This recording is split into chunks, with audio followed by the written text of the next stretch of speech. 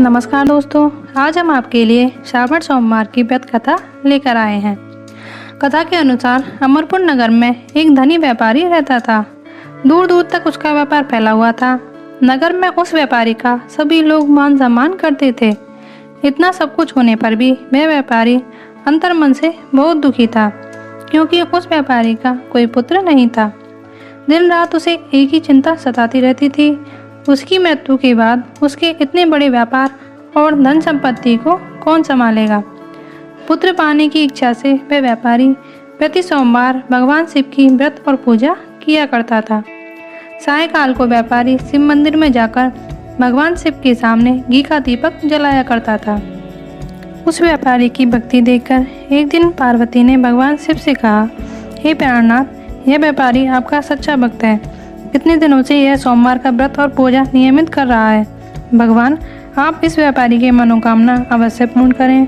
भगवान शिव ने मुस्कुराते हुए कहा, हे पार्वती, इस संसार में सबको उसके कर्म के अनुसार फल की प्राप्ति होती है। प्राणी जैसा कर्म करते हैं उन्हें वैसा ही फल प्राप्त होता है।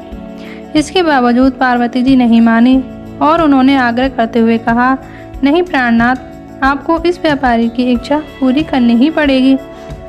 यह आपका अनन्य भक्त है, प्रति सोमवार आपका विधिवत व्रत रखता है और पूजा अर्चना के बाद आपको भोग लगाकर एक समय भोजन ग्रहण करता है।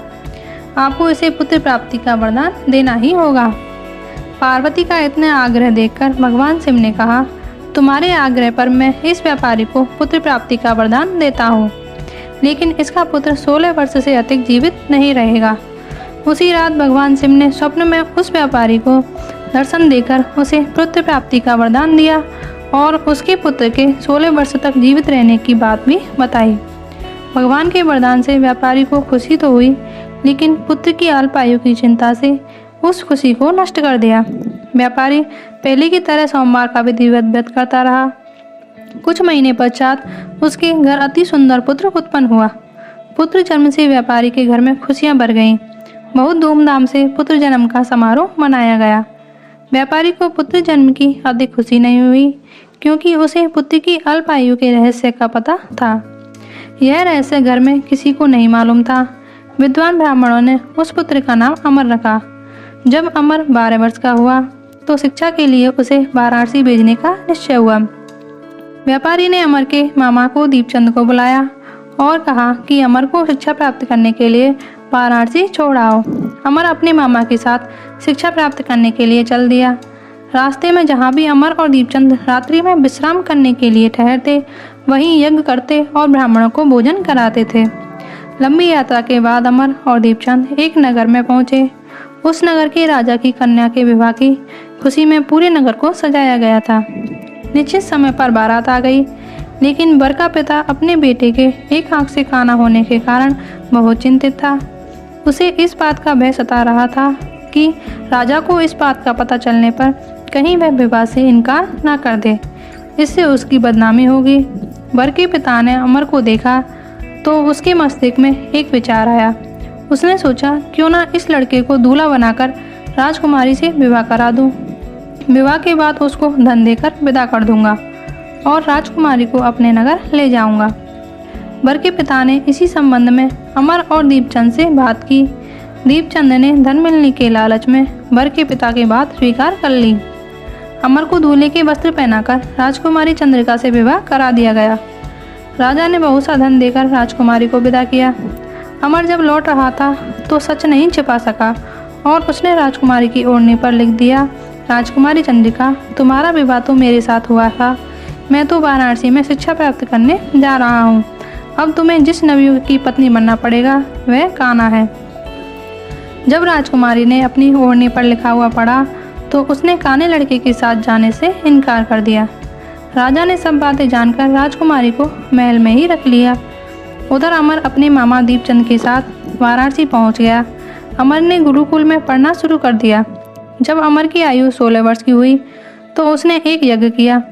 यज्ञ की समाप्ति पर ब्राह्मणों को भोजन कराया और खूब अन्न वस्त्र दान दिए। रात को अमर अपने शयन कक्ष में सो गया। शिव के वरदान के अनुसार शयनावस्था में ही अमर के प्राण पखेरु उड़ गए। सूर्योदय पर मामा अमर को मृत देखकर रोने पीटने लगा। आसपास के लोग भी एकत्रित होकर दुख प्रकट करने लगे। मामा के रोने विलाप करने के स्वर समीप से गुजरते हुए भगवान शिव और माता पार्वती ने भी सुने। पार्वती ने भगवान से कहा, प्राणनाथ, मुझसे इसके रोने का स्वर सहन नहीं हो रहा, आप इस व्यक्ति के कष्ट को अवश्य दूर करें। भगवान शिव ने पार्वती के साथ अदृश्य रूप में समीप जाकर अमृत को देखा तो पार्वती जी से बोले, पार्वती, यह तो उस व्यापारी का पुत्र है, मैंने इसे 16 वर्षीय आयु का वरदान दिया था, उसकी आयु तो पूरी हो गई। पार्वती जी ने फिर भगवान शिव से निवेदन किया कि हे प्राणनाथ, आप इस लड़के को जीवित करें, नहीं तो इसके माता पिता पुत्र की मृत्यु के कारण रो रो कर अपने प्राण त्याग कर देंगे। इस लड़के का पिता तो आपका परम भक्त है, वर्षों से सोमवार का व्रत करते हुए आपको भोग लगा रहा है। पति के आग्रह करने पर भगवान शिव ने उस लड़के को जीवित होने का वरदान दिया और कुछ ही पल में वह जीवित होकर उठ बैठा। इच्छा समाप्त करके अमर मामा के साथ अपने नगर की ओर चल दिया। दोनों चलते हुए उसी नगर में पहुंचे जहां अमर का विवाह हुआ था। उस नगर से भी अमर ने यज्ञ का आयोजन किया।